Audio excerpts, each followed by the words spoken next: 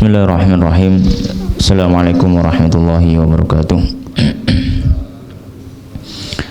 Alhamdulillah wassalatu wassalamu ala rasulillah wa ala alihi wa ashabihi wa man walah wa la hawla wa la quwata illa billah. Allahumma subhanaka la ilma lana illa ma 'allamtana innaka antal alimul hakim wa tub 'alaina innaka antat tawwabur rahim. Rabbi shrah li sadri wa yassir li amri wa hlul 'uqdatam min lisani yafqahu qawli. Allahumma barik lana fi bukurina ya rabbal alamin. Ma'asyiral muslimin jamaah Masjid Imam Syafi'i rahimani wa rahimakumullah. Alhamdulillah, pagi hari ini Allah Subhanahu wa taala kembali memberikan kenikmatan yang luar biasa, kenikmatan yang besar, kenikmatan hidayah, kenikmatan istiqamah yang diberikan Allah Subhanahu wa taala kepada kita, sehingga pada sampai di akhir-akhir atau di penghujung bulan Ramadan ini hati kita masih digerakkan oleh Allah Subhanahu wa taala untuk memanfaatkan sebaik mungkin waktu-waktu yang ada dalam beribadah kepada Allah Subhanahu wa taala, yang mana kenikmatan-kenikmatan semacam ini tidak bisa kita dapati di sepanjang tahun yang kita miliki. Hanya ada 1 bulan di antara 12 bulan yang Allah Subhanahu wa taala sediakan kesempatan untuk seorang hamba bisa kembali mendekat kepada Allah Subhanahu wa taala dengan sedekat-dekatnya, yaitu bulan Ramadan. Dan ma'asyiral muslimin jamaah rahimani wa rahimakumullah, sebagaimana pembahasan kita yang sebelumnya, yang mana kita membahas tentang kisah-kisah yang ada dalam Al-Quran, yang mana kisah di dalam Al-Quran salah satu atau kisah yang terbaik, kisah pilihan, dan juga tentu di dalamnya ada berbagai macam pelajaran yang diambil, sehingga Allah Subhanahu wa taala meletakkan di dalam Al-Quran. Dan insyaallah pada kesempatan pagi hari ini kita akan membahas atau menceritakan satu kisah masih di dalam surat Al-Baqarah. Kalau yang sebelum-sebelumnya tentang Nabi Uzair, tentang sapi Bani Israel, tentang Harut wa Marut, itu semuanya dalam surat Al-Baqarah. Jadi surat Al-Baqarah cukup banyak sekali kisah-kisah yang ada di dalamnya sebenarnya. Dan ini juga salah satu kisah yang ada dalam surat Al-Baqarah, yaitu kisah Talut dan juga Jalut. Kisah Talut dan Jalut itu adalah inti dari kisah ini, namun sebenarnya ada kisah yang ada hubungannya, baik sebelum kemunculan Talut ataupun setelahnya nanti.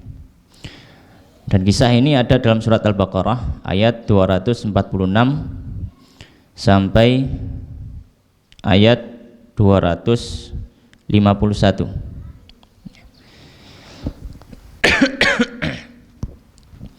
Di ayat 246 Allah Subhanahu wa taala berfirman, A'udzubillahi minasyaitonirrajim. Alam tara ilal mala'i min bani Israila min ba'di Musa idh qalu linabiyyin lahum ib'ats lana malikan nuqatil fi sabilillah. Qala hal asaitum in kutiba alaikumul qitalu alla tuqatilu. Qalu wa ma lana alla nuqatila fi sabilillah. Wa qad ukhrijna min diyarina wa abnaina falamma kutiba alaihimul qitalu tawallaw illa qalilan minhum wallahu alimun bidzalimin. Allah Subhanahu wa taala berfirman, Alam tara, tidakkah kamu melihat, ilal mala'i, kepada sekumpulan orang, min Bani Israel, dari Bani Israel. Lagi-lagi kisah yang akan kita ceritakan tetap berhubungan dengan Bani Israel, yang mana Bani Israel itu memang benar-benar bagi kaum muslimin diharapkan bisa memberikan pelajaran bagi kaum muslimin tentang bagaimana mereka adalah umat Yang kita harus berkaca dari mereka bukan untuk meniru tapi menghindari. Itu adalah Bani Israel. Karena Bani Israel ini adalah sebenarnya pada awalnya mereka adalah umat yang dipilih oleh Allah Subhanahu wa taala. Mereka pun mengakui kami adalah umat yang dipilih. Bahkan sampai zaman Nabi mereka mengakui diri mereka adalah kaum terpilih, orang-orang pilihan. Bahkan sebelum diutusnya Nabi mereka selalu membanggakan diri di antara orang-orang Madinah yang asli Arab bahwasanya nanti akan keluar dari kami atau bersama kami seorang nabi di akhir zaman yang akan memerangi kalian wahai bangsa Arab seperti perangnya atau seperti kehancuran kalian, ya, kehancuran kalian itu seperti kehancuran kaum Ad dan juga kaum Tsamud. Mereka sangat membanggakan diri dan merasa mereka terpilih. Salah satu alasannya apa? Karena mereka selalu hidup dengan para nabi. Akan tetapi mereka adalah kaum yang membangkang, kaum yang ketika diberikan kenikmatan mereka tidak bersyukur dan tidak tahu cara bersyukur kepada Allah Subhanahu wa taala. Dan ini salah satu kisah yang terjadi di Bani Israel, di salah satu rentetan sejarah mereka. Kapan ini terjadi? Ini terjadi di zaman setelah Nabi Musa dan sebelum Nabi Daud alaihissalam, ya, sebelum kemunculan Nabi Daud alaihissalam. Maka Allah Subhanahu wa taala mengabarkan, alam tara ilal mala'i min bani Israil, tidakkah kamu melihat kepada sekelompok orang dari Bani Israel, min ba'di Musa, setelah zamannya Musa alaihissalam. Jadi kejadian ini terjadi setelah zamannya Musa beberapa ratus tahun. Apa yang terjadi pada mereka? Idh qalu, mereka mengatakan linabiyyin lahum, terhadap nabi mereka. Siapa nabi mereka yang dimaksud di sini? Ada sedikit perbedaan yang terjadi di antara kalangan ahli tafsir. Namun yang tampak yang banyak dipilih oleh ahli tafsir, termasuk dalam tafsir Jalalain juga disebutkan linabiyyin lahum, nabi sini adalah Nabi Samuel. Mereka mengatakan pada nabi mereka, yaitu linabiyyin lahum, Nabi Samuel. Apa yang mereka katakan? Ib'ats lana malikan, tolong kirimkan, tolong pilihlah bagi kami seorang raja, nuqatil fi sabilillah, yang kami bisa berperang di jalan Allah. Jadi orang-orang Bani Israel ini minta kepada nabi mereka untuk dipilihkan seorang raja, panglima perang yang bisa memimpin mereka untuk bisa berperang, berjihad di jalan Allah. Terlihat tujuan yang mulia, berjihad di jalan Allah. Nah, sebelum kita melanjutkan kisahnya ini, apa yang melatar belakangi mereka itu kok ingin berperang? Orang kan harusnya secara normal, orang itu kan nggak pengen perang. Kan orang ingin hidup damai, kan gitu harusnya secara normal. Tapi ini apa ya? Tiba-tiba mereka menginginkan untuk dipilihkan seorang pemimpin. Pemimpin tadi sekaligus yang memimpin mereka untuk berperang. Maka kisahnya bahwasanya di zaman sebelum ini sampai zaman terjadinya ucapan mereka ini, Bani Israel ini selalu kalah perang dari musuh-musuhnya, selalu kalah perang. Jadi mereka itu mengalami peperangan yang berkelanjutan, memerangi peperangan berkelanjutan sampai pada titik di mana mereka mengalami krisis yang luar biasa. Mereka perang secara berkelanjutan sampai pada titik mereka mengalami krisis yang luar biasa. Apa saja krisisnya? Krisis yang pertama, kampung-kampung mereka dirampas oleh musuh. Anak-anak mereka, istri-istri mereka diambil oleh musuh sebagai tawanan perang. Pada titik itu, apakah sudah cukup? Sampai situ tidak. Itu yang pertama. Yang kedua, krisis yang terjadi pada mereka tidak punya nabi dan raja. Bayangkan satu masyarakat, ya taruhlah nggak ada nabi, nggak ada raja. Indonesia tanpa presiden, RT tanpa ketua RT, itu kan sudah masyarakat sakerepe dhewe kan gitu ya. Dan mungkin awal-awalnya nggih sakerepe dhewe, tapi lama kelamaan mereka kan hancur. Mereka kan bingung, mereka akan frustasi. Ini gimana masyarakat kita ini? Nggak ada yang mimpin. Ya. Dan mereka juga nggak ada nabi, kehilangan nabi. Ya, kehilangan nabi. Jadi mereka kehilangan nabi dan kehilangan raja. Nah, bagaimana kok sampai ada nabi? Nanti ada kisahnya. Kehilangan nabi, kehilangan raja. Jadi ada dua krisis. Krisis yang ketiga, mereka kehilangan tabut. Apa tabut itu? Tabut itu adalah kotak yang mana di dalam kotak itu berisi peninggalan Nabi Musa dan Nabi Harun. Jadi kayak Taurat, tongkatnya Nabi Musa, bajunya Nabi Harun, bajunya Nabi Musa, terompahnya, macam-macam, pokoknya perlengkapan yang dulu dipakai oleh Nabi Musa dan Nabi Harun disimpan dalam kotak itu. Dulu ketika berperang, kotak itu biasa dibawa ke medan perang. Kotak itu dibawa ke medan perang, ya. Kemudian mereka berdoa kepada Allah Subhanahu wa taala, ya. Mengambil berkah dari tabut itu supaya dimenangkan dalam peperangan. Dan kalau ada tabut, Allah pasti akan menurunkan kemenangan. Ya. Dan sampai pada titik tabutnya ini dirampas juga oleh musuh. Jadi sudah krisis secara ekonomi dan juga secara sosial, ditambah tabutnya tadi hilang, moral juga sudah jatuh, krisis yang luar biasa. Maka akhirnya mereka tahu solusinya kembali kepada Allah, maka cari nabi. Bagaimana cara mencarinya? Bani Israel, kita tahu Bani Israel itu kan memiliki 12 asbab, 12 suku. Ada satu suku yang memang keluar dari suku itu seorang nabi. Jadi dari 12 suku itu ada 2 suku. Suku yang pertama itu suku yang memang menyediakan keturunan nabi.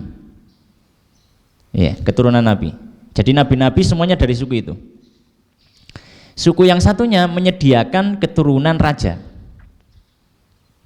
Ya. Suku yang satunya menyediakan keturunan raja. Maka orang-orang Bani Israel pun mencari laki-laki atau pemuda dari suku yang biasa mengeluarkan keturunan nabi tadi, sekiranya diharapkan dia nanti menjadi nabi. Dan ketika dicari di suku itu, ternyata sudah tidak ada pemuda atau anak laki-laki lagi. Ya. Hanya mendapati seorang wanita yang sedang hamil. Mendapati seorang wanita yang sedang hamil. Wanita yang salihah, wanita yang beriman pada Allah Subhanahu wa taala. Ya, karena Bani Israel enggak semuanya durhaka ya. Bani Israel juga ada yang beriman yang luar biasa. Wanita salihah ini akhirnya pun disembunyikan oleh orang-orang Bani Israel di satu tempat. Ya, dan si wanita juga selalu berdoa kepada Allah Subhanahu wa taala supaya anak yang lahir nantinya adalah anak laki-laki yang bisa menjadi nabi. Maka ketika waktu kelahiran, ternyata yang dilahirkan adalah bayi laki-laki. Maka tentu bersyukur. Dan bayi laki-laki tadi dinamai dengan Samuel. Ya. Bayi laki-laki tadi dinamai dengan Samuel. Wallahu a'lam, ya. Ada yang mengartikan Samuel itu maknanya apa? Maknanya adalah yang didengarkan Allah Subhanahu wa taala. Dalam artian karena dia adalah hasil dari doa ibunya. Karena kalau ya katanya wallahu a'lam, kita nggak tahu dalam bahasa Ibrani itu kalau El itu maknanya Allah gitu.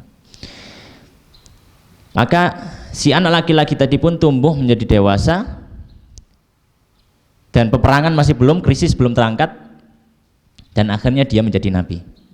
Ya. Disebut dengan atau nama beliau adalah Nabi Samuel. Maka ketika Samuel tadi sudah menjadi nabi, maka mulailah orang-orang Bani Israel meminta solusi untuk krisis yang sedang terjadi pada mereka. Maka mereka mengatakan, ib'ats lana malikan nuqatil fi sabilillah. Habis Samuel, tolong utus seorang raja bagi kami yang kami bisa berperang, yang raja ini bisa membawa kami untuk berperang supaya kami nggak kalah terus, supaya kami bisa merebut tempat tinggal kita, merebut anak-anak kita, merebut istri kita, merebut harta kita, ya, mendapatkan kemenangan. Jangan sampai kita mengalami hazimah terus, ya, krisis terus seperti ini. Maka Nabi Samuel mengatakan, qala hal asaitum in kutiba alaikumul qitalu alla tuqatilu. Nabi Samuel mengatakan, apakah kalian kalau sudah diwajibkan perang benar-benar mau berangkat? Nabinya sendiri ragu sama umatnya. Ini luar biasa ya. Nabinya sendiri ragu dengan umatnya. Kok bisa ragu? Ya sudah tahu sejarahnya, sejarah kelam dari Bani Israel itu bagaimana nabi-nabi mereka. Nah, itu tidak bisa ditutupi, bahkan bagi seorang nabi sudah tahu. Maka Nabi Samuel ketika diminta untuk memilih seorang nabi sudah sudah di warning oleh beliau, apakah kalau sudah diwajibkan perang kali ini berangkat, jangan sampai cuma omong kosong saja di depan minta solusi, ketika diberi solusi nggak mau jalankan gitu.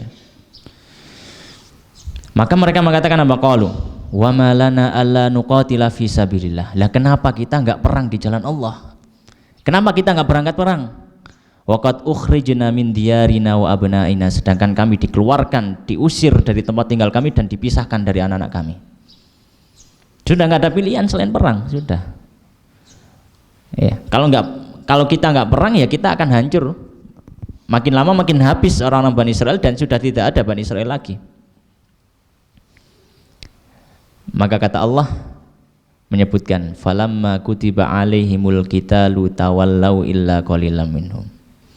Ya, ternyata benar feelingnya, firasatnya Nabi Samuel ketika sudah wajib perang tidak berangkat kecuali sedikit. Tapi ini sebenarnya akhir kisah, karena nanti ketahuan sedikitnya itu nanti di akhir kisah. Ini kan belum dipilih, ya, makanya ini di kisah apa itu kita sebutkan bahwasanya salah satu metode Quran dalam menceritakan itu adalah alur bolak-balik, alur cerita bolak-balik. Jadi enggak dari awal rentet sampai akhir, enggak. Kadang dari awal kemudian agak sedikit loncat, kemudian balik ke tempat lagi melanjutkan kayak gitu. Ya, wallahu alimum bidzalimin, dan Allah Maha mengetahui terhadap orang-orang zalim.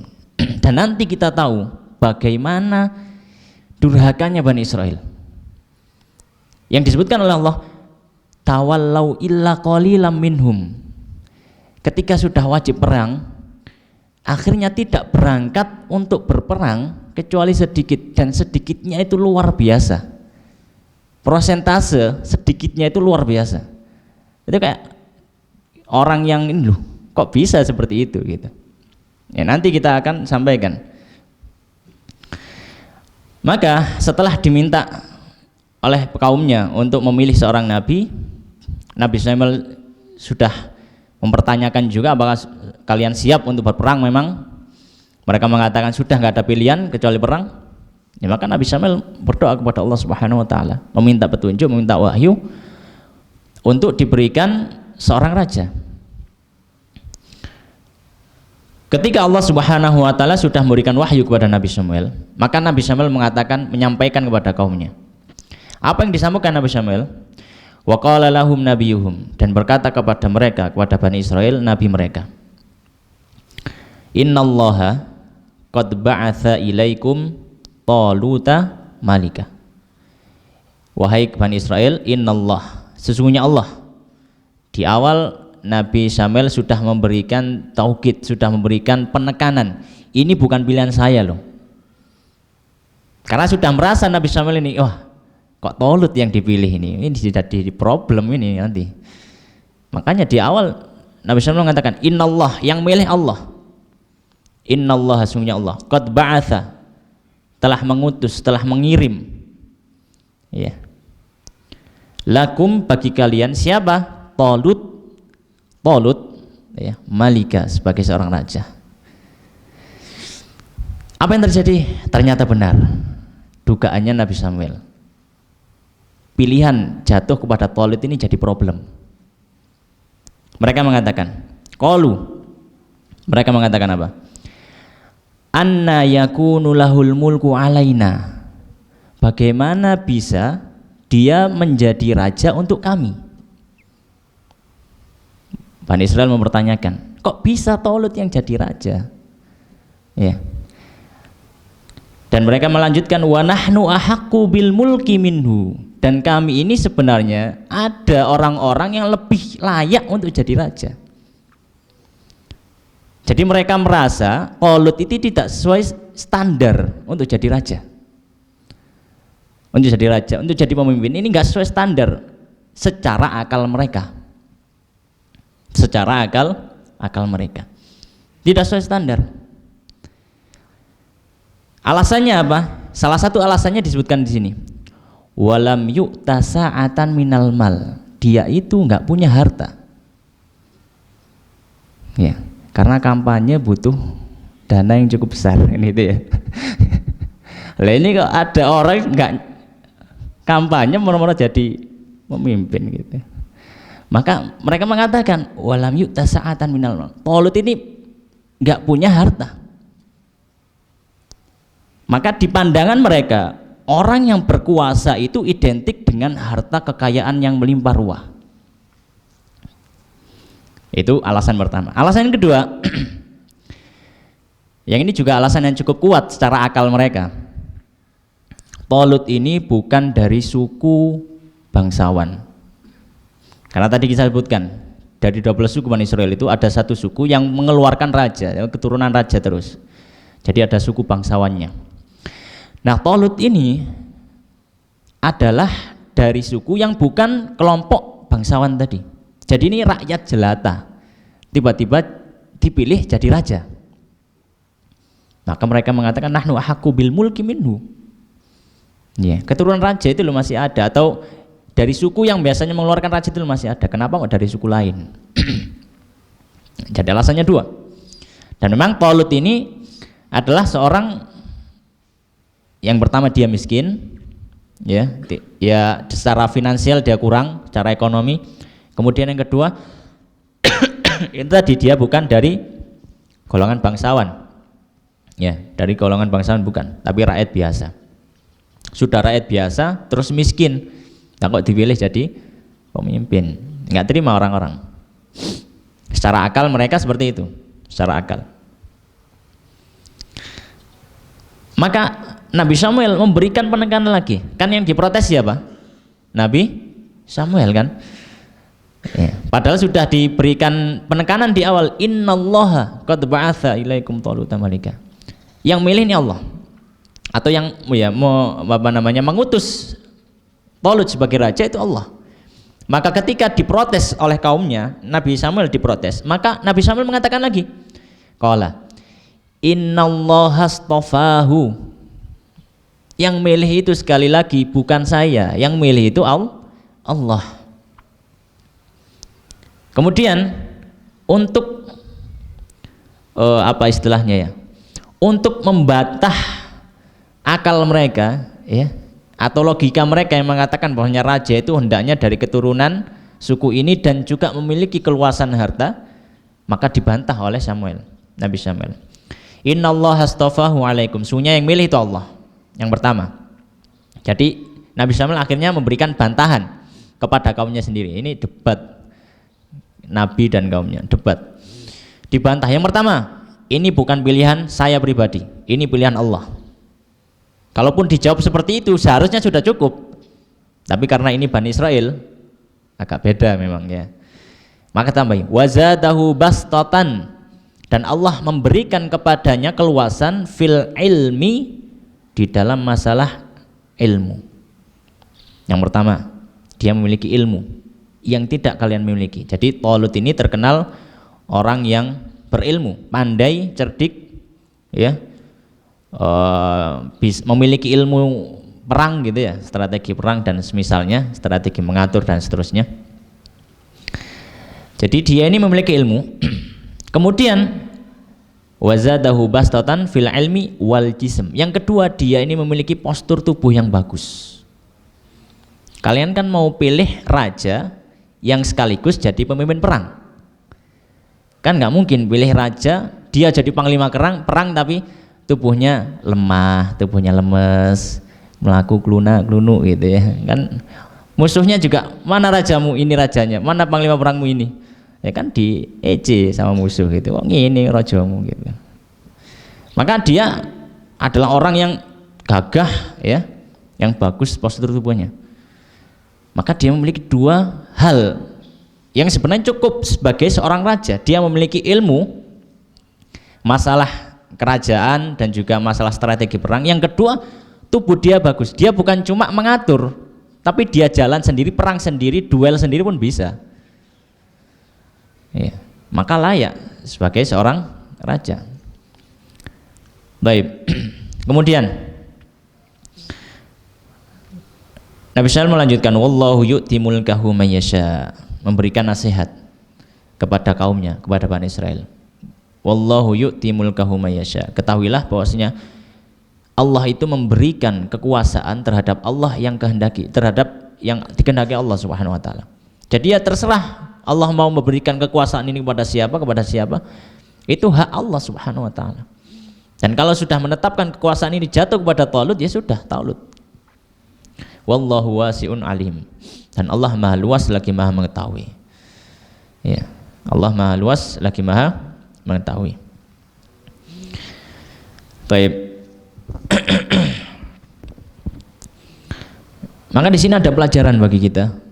Iya, ada pelajaran bagi kita. Terkadang dalam pilihan-pilihan yang diberikan oleh syariat itu tidak sesuai dengan akal manusia yang terbatas. Ya, terkadang dalam pilihan-pilihan yang diberikan Allah Subhanahu wa taala tidak sesuai dengan akal manusia yang terbatas. Tapi perlu kita ketahui bahwasanya semua pilihan Allah, semua syariat Allah itu ada hikmah, ada rahasia tersembunyi yang memberikan manfaat. Yang kalaupun kita tidak tahu, bukan berarti itu tidak ada.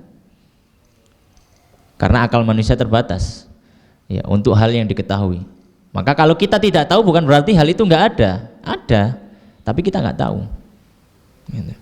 Sebagaimana ketika sudah dipilihkan bagi Bani Israel raja, mereka memandangnya raja itu ya harus dari keturunan bangsawan, raja itu juga harus punya harta yang melimpah. Ya. Maka mereka dibantah oleh Nabi Samuel. Ya, raja itu nggak seperti kriteria kalian. Ya. Raja itu dipilih sesuai maslahat yang dibutuhkan apa ketika itu. Kalian mau membawa negara atau masyarakat ini seperti apa? Ya dicari raja yang sesuai dengan kriteria itu. Tidak harus dengan satu kriteria untuk segala macam visi masyarakat, nggak bisa. Ya. Baik. Kemudian mereka melanjutkan. Wa qala lahum nabiyuhum, ya, karena merasa orang-orang Bani Israel merasa kurang puas dengan jawaban dari Nabi Samuel. Nah, jawabannya kurang puas. Maka mereka ingin bukti. Nah, ini orang Bani Israel itu adalah orang yang apa ya, ruwet gitu ya, angel aturan gitu. Sudah dikasih apa istilahnya, dikasih wejangan secara lisan, itu mereka kurang gitu. Harus dikasih sesuatu yang sifatnya fisik, yang benar-benar wah mereka kaget, mereka tercengang. Ya. Bayangkan Nabi Musa alaihissalam ketika mengambil perjanjian kepada kaumnya untuk setia kepada beliau, Allah harus Nabi Musa harus berdoa kepada Allah sehingga gunung itu diangkat di atas mereka. untuk membuat satu perjanjian, untuk membuat satu baiat dengan Nabi Musa. Ya, harus ada gunung yang diangkat di atas mereka. Berbeda halnya dengan Nabi Muhammad SAW dan juga para sahabat.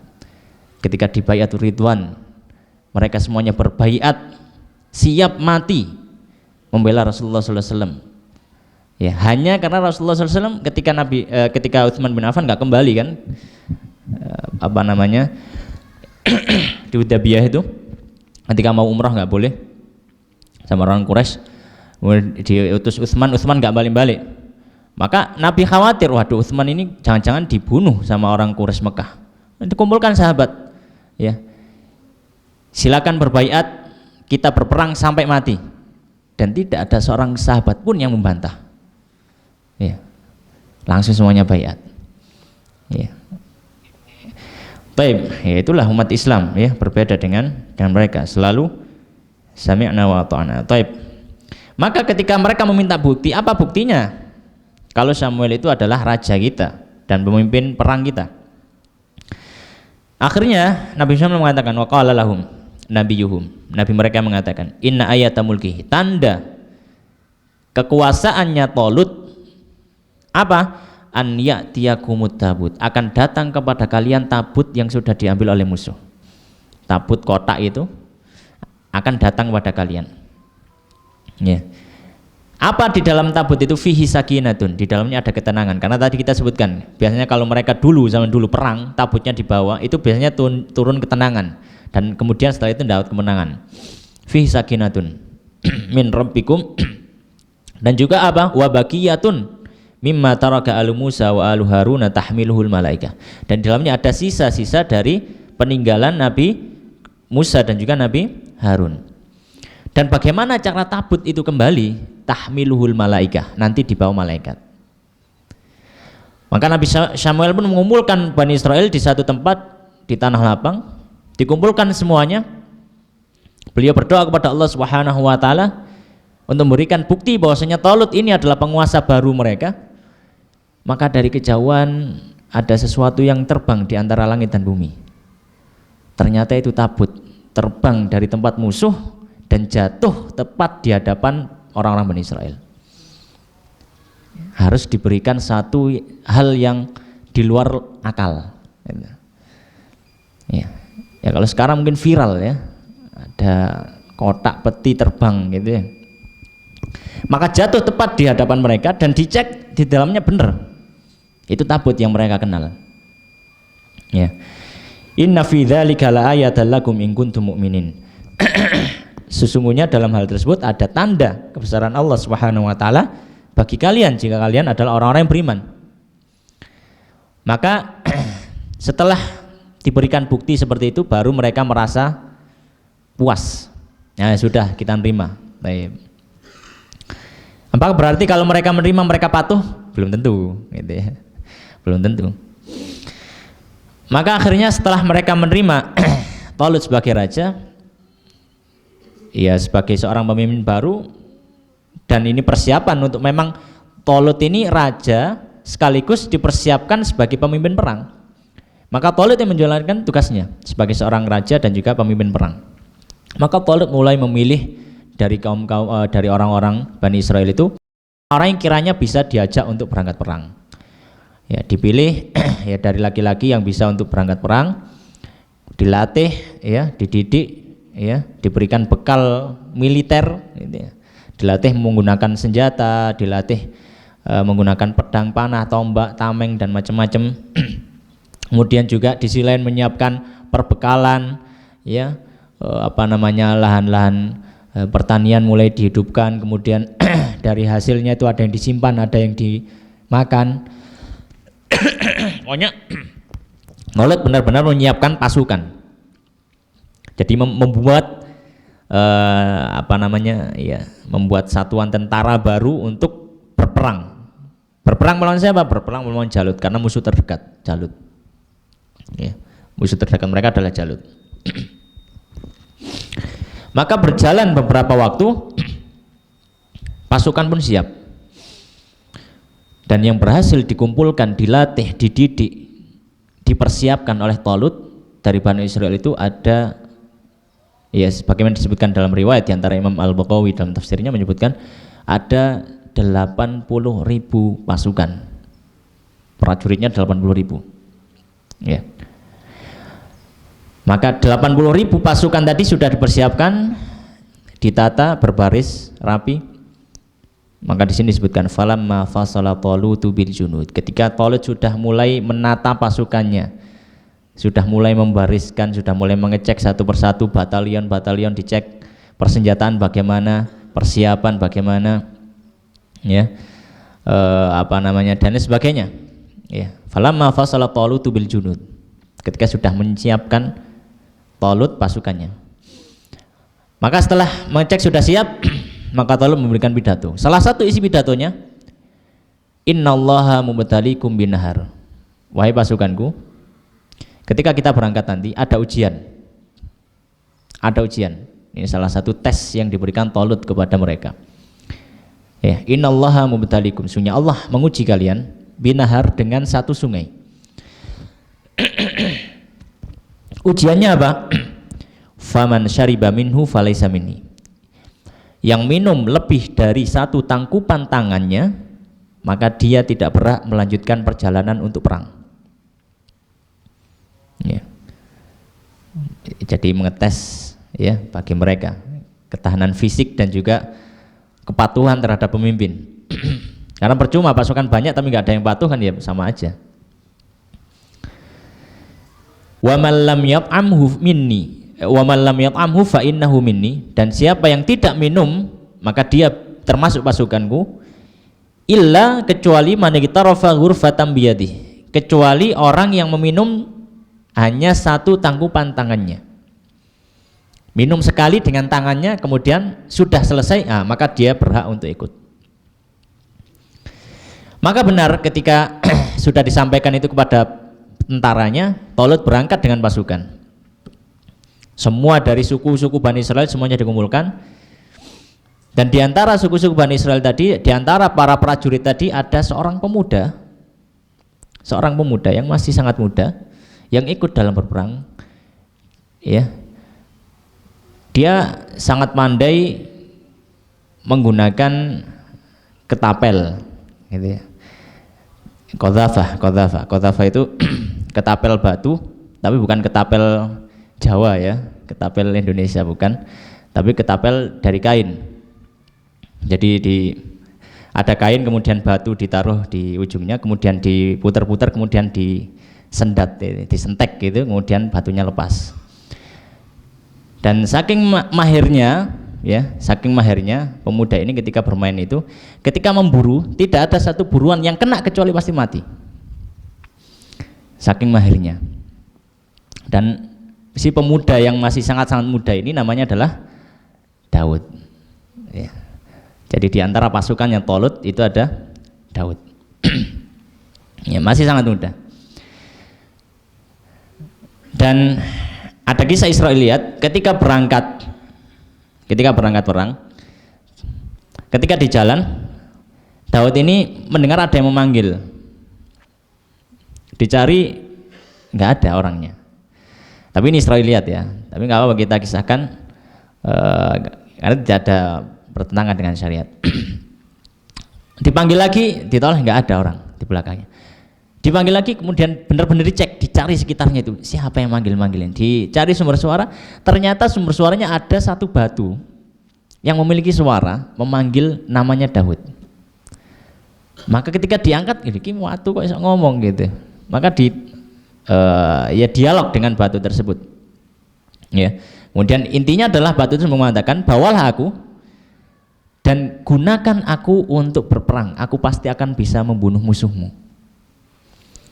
Maka dibawalah batu tadi oleh Daud dalam perjalanan menuju medan perang. Akhirnya berangkatlah menuju medan perang.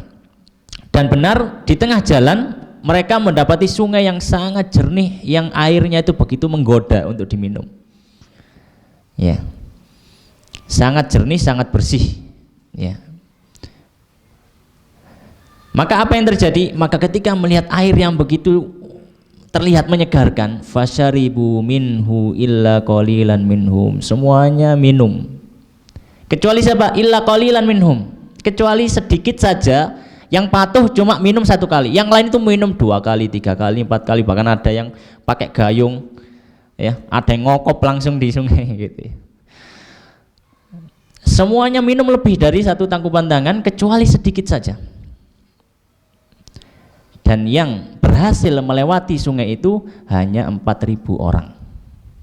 Dari 80.000 tinggal 4.000. Illa qalilan minhum, kecuali sedikit sekali. Ya bisa dibayangkan itu persentasenya udah berapa berapa persen yang gugur. Iya. Maka semuanya melanjutkan perjalanan, 4.000 orang tadi akhirnya melanjutkan perjalanan, sedangkan yang sisanya maka tidak bisa melanjutkan perjalanan. Dikisahkan bahwasanya ketika mereka meminum lebih dari 1 tangkupan tangan, mereka bukan semakin segar tapi semakin haus. Maka mereka pasukannya berangkat itu mereka masih minum saja gitu, nggak bisa. Maka yang tersisa tinggal 4.000, dilihat oleh Talut, yang tinggal 4.000 ya sudah jalan terus. Maka sudah melewati, falamma jawazahu huwa walladzina amanu ma'ahu, ketika sudah melewati sungai tadi, Talut dan juga pasukan yang beriman, pasukan yang patuh tunduk terhadap perintah Talut. Karena penting kita punya pasukan yang solid, punya pasukan yang patuh terhadap pemimpin. Yang percuma pasukan banyak tapi tidak ada yang patuh. Ya. Maka ketika sudah berada di dekat musuh, melihat ternyata Jalut itu sebagai pemimpin, ya, Jalut ya sebagai pemimpin itu bersama pasukan yang luar biasa besar, luar biasa banyak, berkali lipat dari jumlah mereka yang ada ketika itu, dengan persenjataan yang lebih lengkap, dengan pasukan yang lebih besar. Melihat seperti itu, maka apa yang terjadi? Qalu, maka pasukannya Talut yang tersisa tadi, yang sudah berhasil melewati sungai, mereka mengatakan, la taqata lanal yauma bijalut wa junudihi. Waduh, kalau jumlahnya segini kita sudah kalah ini. La taqata lana al yaum, sudah tidak ada kekuatan bagi kita. Sudah pasukan kita jelas kalah. Mulai gitu. Ya, balik mulai. Sudah musuh Jalut dengan pasukan sebesar itu, dengan persenjataan semacam itu, kita cuma 4.000 orang. Secara matematika kita sudah kalah jumlah, belum persenjataan, sudah kita kalah, pasti kalah. Itu pasukannya Talut. Namun ada sedikit dari pasukan tadi yang mereka menang benar-benar beriman kepada Allah. Mereka mengatakan, qala alladzina yadhunnuna annahum mulakullah, dan berkata orang-orang yang mereka, yadhunnun di sini secara bahasa dia adalah dhon, adalah prasangka, tapi dhon di sini maknanya adalah yakin ya. Ya. Yakin ya. Dan orang-orang yang yakin bahwasanya mereka pasti bertemu Allah. Ya, mereka yakin. Maksudnya apa? Ya kalau kita nggak mati hari ini, besok bisa mati. Kalaupun kita nggak berangkat hari ini, kita nggak perang, ya kita juga tidak hidup selamanya kok gitu loh. Kita pasti mati. Ya, tinggal kita pilihan saja, kita mau berangkat sekarang atau enggak. Gitu. Kalau masalah mati, jelas kita akan mati. Mati sekarang ya sama saja sama dengan mati besok. Intinya mati. Maka mereka mengatakan apa? Kam min fi'atin qalilatin ghalabat fi'atan katsiratan biidznillah. Mereka mengatakan apa? Berapa banyak pasukan itu yang sedikit bisa mengalahkan jumlah pasukan yang lebih besar. Banyak sekali. Dan itu seperti sebuah sunatullah. Coba sunatullah. Peperangan kaum muslimin yang mendapatkan kemenangan dan memberikan perubahan-perubahan yang besar dalam sejarah Islam, itu hampir semuanya pasukan kaum muslimin lebih sedikit. Hampir semuanya pasukan muslimin lebih sedikit di perang manapun, mau perang Badar, mau kaum muslimin melawan Persia, mau kaum muslimin melawan Romawi, kaum muslimin membobol benteng Andalusia, semuanya itu jumlah pasukan kaum muslimin pasti lebih sedikit, pasti lebih sedikit. Maka mereka mengatakan kam min fi'atin qalilatin ghalabat fi'atan katsiratan biidznillah. Karena kalau kita berjihad atau berperang karena Allah, yang memberikan pertolongan bukan manusia lagi, Allah sebenarnya. Maka di sini ada pelajaran bagi kita tentang bahwasanya kemenangan itu bukan hanya dalam masalah jumlah kalau itu dalam berjihad di jalan Allah. Ya, tapi kemenangan itu tergantung bagaimana iman kaum tersebut, iman dari para pasukan tersebut. Tujuan mereka perang apa? Ya. Dan juga pelajarannya di sini adalah bahwasanya berjihad di jalan Allah Subhanahu wa taala itu adalah sesuatu yang wajib. Sebenarnya kita tahu bahwasanya termasuk perkara yang menghancurkan, dalam artian termasuk dosa besar adalah kapan? Ketika sudah ada kewajiban berperang, berjihad di jalan Allah, kemudian pasukan itu lari ketika perang itu terjadi, dan larinya bukan tujuan untuk mengatur strategi atau berkumpul dengan pasukan lain, bukan, tapi memang larinya lari kabur. Ya, al-firaru yaumaz zahf, kata Rasulullah SAW, lari pada hari peperangan itu terjadi, sudah hari hanya mereka kabur dari perang, itu dosa besar. Ya, karena bagi seorang muslim, ya, bagi seorang muslim, ya itu tadi yang mereka yang diyakini juga oleh pasukannya Talut, bahwasanya kita itu adalah pasti akan bertemu Allah. Kalau tidak bertemu hari ini, pasti esok akan bertemu Allah. Kalau tidak esok, esoknya lagi, dan seterusnya sampai akhir hayat kita. Maka mereka ketika mengatakan kam min fi'atin qalilatin ghalabat fi'atan katsiratan biidznillah wallahu ma'as sabirin. Orang-orang yang ragu tadi akhirnya pun balik mulih, ya, mundur. Ini sudah di hadapan, ya, medan perang sudah di depan mata. Talut ditinggal sejumlah besar pasukannya, yang 4.000 tadi, sebagian besarnya pulang. Akhirnya yang perang, benar-benar ikut perang, cuma 300 sekian orang. Ya, makanya dalam satu riwayat ketika seorang sahabat ditanya, ketika kalian dulu perang Badar melawan orang musyrik Mekah, orang musyrik Mekah 1.000, ya, berapa jumlah kaum muslimin? Maka sahabat tersebut mengatakan jumlah kami ketika itu sama dengan jumlah pasukannya Talut, yaitu 300 sekian orang. Ya, 300 sekian orang. Ya. Maka tinggal 300 sekian orang tadi, mereka lah yang berjuang berperang di jalan Allah Subhanahu wa taala dan mematuhi perintah nabinya. Baik.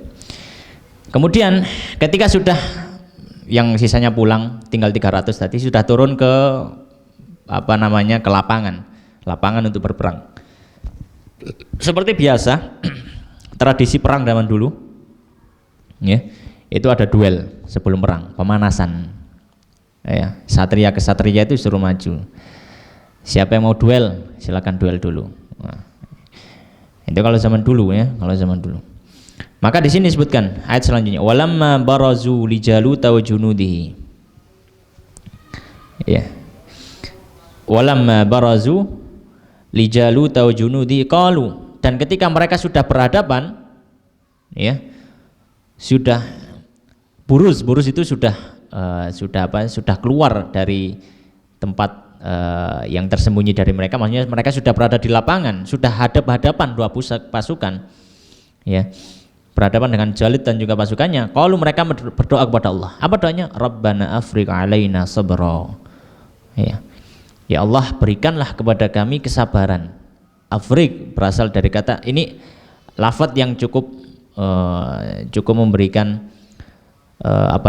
ada hikmah di dalamnya. Kenapa menggunakan kata afriq? Dari kata afragha yufrigu. Afragha yufrigu maknanya adalah mengosongkan. Farik itu kosong. Makna doa ini adalah Rabbana afriq alaina sabra. Kosongkanlah hati kami dan hanya isi dengan kesabaran. Afriq alaina sabra. Sudah hilangkan semua perasaan dalam hati, sudah hilangkan rasa takut, gundah, macam-macam sudah hilangkan. Ingat keluarga sudah hilangkan. Isinya apa? Ya Allah, kosongkan hati saya dan isi hanya dengan rasa kesabaran. Isi dengan rasa kesabaran. Wa tsabbit aqdamana, dan teguhkan kaki kami, wansurna 'alal qaumil kafir, dan tolonglah kami terhadap orang-orang kafir itu. Ya. Maka ketika mereka berdoa kepada Allah Subhanahu wa taala, ini adalah doa ya. Doa adalah kunci segala macam kemenangan, doa adalah kunci segala macam kebaikan. Maka jangan lewatkan ya doa yang kita panjatkan, apalagi di 10 hari terakhir doa-doa kita bisa didengar Allah Subhanahu wa taala, dan insyaallah ada dari doa kita yang dikabulkan oleh Allah Subhanahu wa taala. Fahazamuhum biidznillah. Maka akhirnya pasukan Talut pun bisa mengalahkan pasukan Jalut dengan izin Allah. Wa qatala Dawudu Jaluta, dan Dawud membunuh Jalut. Bagaimana kisah kemenangannya? Ya, tiba-tiba ada kemenangan ini. Kemenangannya tadi ketika sudah berada di lapangan peperangan, seperti biasa tradisi peperangan zaman dulu, maka diminta seorang dari prajurit untuk duel 1 lawan 1. Maka ketika itu yang menantang langsung adalah Jalut. Jadi yang menantang langsung untuk duel itu komandan mereka, raja mereka. Komandan mereka, Jalut ini komandan sekaligus rajanya. Jadi komandan mereka ini yang panglima mereka ini langsung menantang duel. Siapa yang mau duel dengan saya? Karena Jalut ini terkenal orang yang kuat, yang pandai berperang, pandai berduel, ya. Maka ketika Jalut menantang, dari pasukannya Talut yang dikeluarkan adalah Daud. Jadi Jalut komandan panglima perang melawan anak muda yang tentara baru ini. Maka di awal ya Jalut mengejek ya, kok dihadapkan dengan anak kecil gitu. Ya, harusnya ada yang lebih dewasa, lebih mumpuni untuk berperang melawan saya atau duel dengan saya gitu. Ya, duel dengan saya. Nah, kenapa kok Daud yang disodorkan untuk perang? Ya. Ketika di perjalanan, Nabi Samuel ini memiliki baju perang. Nabi Samuel mengatakan kepada Talut, saya ini ada baju perang ya. Baju perang ini ya nanti kan ada duel gitu ya. Nanti kan ada duel. Baju perang ini tolong kamu coba ke semua pasukanmu. Siapa yang pas maka dia nanti yang duel. Siapa yang pas pakai baju perang saya ini, suruh dia duel. Maka ketika dipasangkan kepada pasukannya, itu nggak ada yang pas. Ada yang kebesaran, ada yang kekecilan gitu ya. Pokoknya nggak pas, nggak mantep gitu ukurannya. Maka ketika giliran Daud, ketika dipasangkan ternyata pas. Oh, ternyata baju perangnya pas buat Daud gitu. Nggak kurang, nggak terlalu besar, tidak terlalu kecil, pokoknya pas. Maka Talut mengatakan, nanti kalau duel kamu ya yang maju, siap gitu. Maka ketika ditantang Jalut tadi untuk duel, maka ya sudah seperti rencana awal, ya sudah Daud suruh maju. Ya Daud kamu maju. Nah Daud seperti biasa menggunakan ketapelnya itu. Maka ketika hendak bertarung ya, hendak berduel ya, sebelum Jalut menyerang, namanya ketapel kan dari jarak jauh ya, maka Daud langsung melemparkan batu yang dibawanya tadi, melemparkan batu dan kena Jalut dan mati seketika. Maka namanya pasukan ditinggal mati panglima perang. Itu sudah kocar kacir, sudah nggak bisa, sudah bingung sudah pasukannya. Sama seperti kisahnya di perang Uhud. Di perang Uhud itu salah satu yang membuat chaos keadaan ketika itu adalah orang-orang berteriak Muhammad sudah mati. Maka orang-orang chaos, iya apa benar itu sudah chaos, semuanya bingung, semua ada yang lari, ada yang pokoknya sudah bingung, akhirnya dihancurkan terus ya. Sebelumnya kan memang sudah diserang oleh Khalid bin Walid ya, ketika masih musyrik Khalid bin Walid. Tapi ketika itu masih belum ada, masih kaum muslimin masih berusaha untuk teguh untuk ini. Tapi ketika ada suara, ada berita, ya, ketika perang berkecamuk dan kelihatan memang kaum muslimin sudah agak chaos, tiba-tiba ada berita Nabi Muhammad sudah meninggal, sudah tewas. Wah, sudah langsung semakin chaos, itu sudah lari semuanya. Sekarang kaum muslimin diburu. Ya, sampai Nabi Shallallahu Alaihi Wasallam dikelilingi oleh para sahabat yang menjaga beliau itu. Ya, maka ketika satu pasukan kehilangan panglima perangnya, ya sudah hancur.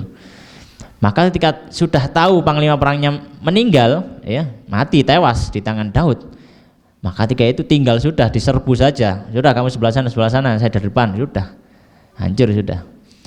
Maka fahazamuhum biidznillah. Maka Talut pun memenangkan peperangan tersebut melawan Jalut dengan izin Allah Subhanahu wa taala, karena kemenangan ataupun apapun itu berasal dari Allah Subhanahu wa taala. Wa qatala Dawud Jalut wa atahu Allahul mulka wal hikmah, dan Allah memberikan kepada Daud itu kerajaan dan juga hikmah. Hikmah di sini para ahli tafsir menafsirkan adalah kenabian. Maka satu-satunya nabi yang menjadi raja sekaligus adalah Daud alaihissalam. Sebelum-sebelumnya nabi saja, tidak menjadi raja atau panglima perang. Hanya Daud alaihissalam dan putranya itu Sulaiman. Setelah itu pun tidak ada. Nabi ya nabi saja. Nabi ya nabi saja. Ya. Muncul lagi Nabi Muhammad SAW, nabi sekaligus pemimpin sekaligus panglima perang. Ya. Karena memang ketika Daud ini, ya, kan sudah menang. Setelah itu kan kembali pasukannya. Daud ini dipek mantu sama Talut, ya, namanya menantu ya. Ketika Talut sudah meninggal, ya sudah dia yang mewarisi kerajaan tersebut. Dan ketika beliau sudah semakin beranjak dewasa menjadi nabi, maka fa'atahullahul mulka wal hikmata wa 'allamahu mimma yasha, dan Allah ajarkan kepada Daud ilmu-ilmu yang Allah kehendaki. Seperti kita tahu bahwa Daud memiliki beberapa mukjizat, suara yang merdu, kemudian juga bisa membuat peralatan dari besi dan semacamnya. Walau la daf'ullahin nasa ba'dahum bi ba'din la fasadatil ardu. Allah menyampaikan, kalau bukan ya Allah Subhanahu wa taala itu mengatur manusia yang satu melawan yang lainnya, pasti bumi akan hancur. Kalau dibiarkan kaum musyrikin itu merajalela, orang-orang kafir itu merajalela, kekufuran merajalela, pasti bumi ini akan hancur. Maka sudah menjadi sunatullah perseteruan antara al-haq dan al-batil. Sampai apa? Sampai menjelang hari kiamat. Sampai ketika tidak ada yang tersisa di atas muka bumi ini kecuali orang-orang yang kafir. Kemudian setelah itu didirikan hari kiamat. Maka perseteruan, misalkan apakah bisa damai orang muslim dengan orang kafir misalkan? Kita katakan tidak. Mungkin secara fisik iya, tapi secara perasaan tidak bisa damai.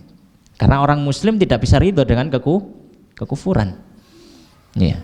Maka senantiasa sunnatul mudafa'ah, sunnah perseteruan ini pasti akan terjadi terus. Tidak akan berhenti. Ya. Baik, walakinnallaha dzu fadlin 'alal 'alamin, akan tetapi Allah Subhanahu wa taala maha memiliki nikmat dan keutamaan atas alam semesta ini. Baik, ini adalah kisah dari Talut dan juga Jalut. Ya, mudah-mudahan sedikit ini bisa memberikan manfaat, ada ibrah, ada pelajaran yang bisa kita ambil dari kisah tersebut. Wallahu taala alam wa sallallahu ala nabiyina Muhammadin wa ala alihi washabihi ajmain. Kita tutup dengan doa kafaratul majelis. Subhanakallahumma wa bihamdika asyhadu an la ilaha illa anta astaghfiruka wa atubu ilaik wa akhiru da'wana alhamdulillahirabbil alamin. Assalamualaikum warahmatullahi wabarakatuh.